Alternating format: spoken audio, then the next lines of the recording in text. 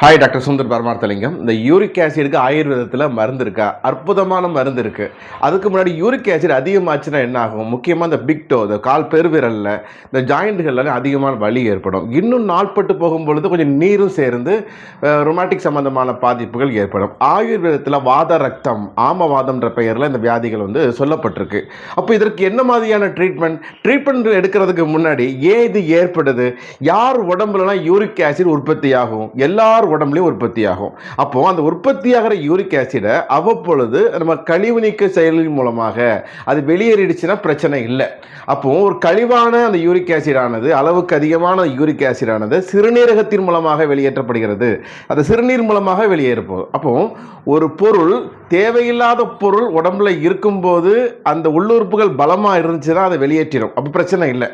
அப்போ அளவுக்கு அதிகமாக உடம்புல உற்பத்தி செஞ்சாலும் பிரச்சனை தான். அந்த வகையில் தான் உணவுகளில் கவனம் செலுத்தணும்.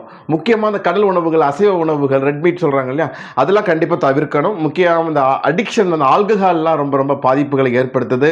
உப்பு, புளி, காரத்தை குறைச்சாலே பாதி பிரச்சனைகள் சால்வ் ஆகும். இது உணவில். அப்போ உணர்வுகள் எப்படி இருக்கணும்னு பார்த்தீங்கன்னா, யூரிக் ஆசிட் வரக்கூடாதுன்னா மகிழ்ச்சியாக இருங்க, அமைதியாக இருங்க.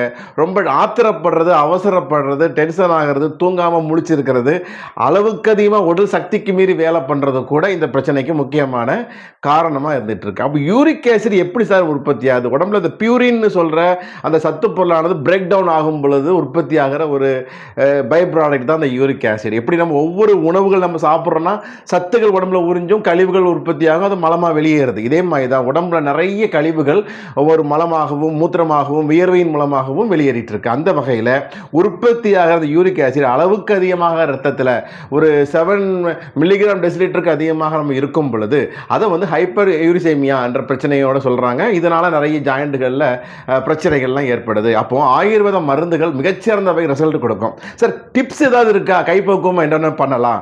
ஆயுர்வேதத்தில் புனர்னவான்னு சொல்கிற மூக்கரட்டை கஷாயம், மூக்கரட்டை கொதிக்க வச்சு குடிக்கிறது, சிறுநெரிஞ்சல் கோக்ஷூரா, அது அந்த பானியம், அதை கொதிக்க வைத்து குடிக்கிறது, இது மிகச்சிறந்த ஒரு பலன் கொடுக்கும். அப்போ ஜீரணம் ரொம்ப ரொம்ப முக்கியம். மலச்சிக்கல் வரக்கூடாது. நல்ல உறக்கம் ரொம்ப ரொம்ப அவசியம்ன்றதை நம்ம கவனத்தில் கொள்ளணும். அப்போ இந்த நிறைய தின்பண்டங்கள், நிறைய ஸ்நாக்ஸ்ன்ற பெயரில் அல்ட்ரா ப்ராசஸ்டு ஃபுட் அதிகமாக சாப்பிடும் பொழுதும் அதுவும் இந்த யூரிக் ஆசிட் அதிகமாகிறதுக்கு முக்கியமான காரணமாக இருக்குது. சிலருக்கு அந்த கீரைகள் உணவுகளில் ஒத்து வராமல் இருக்கும்.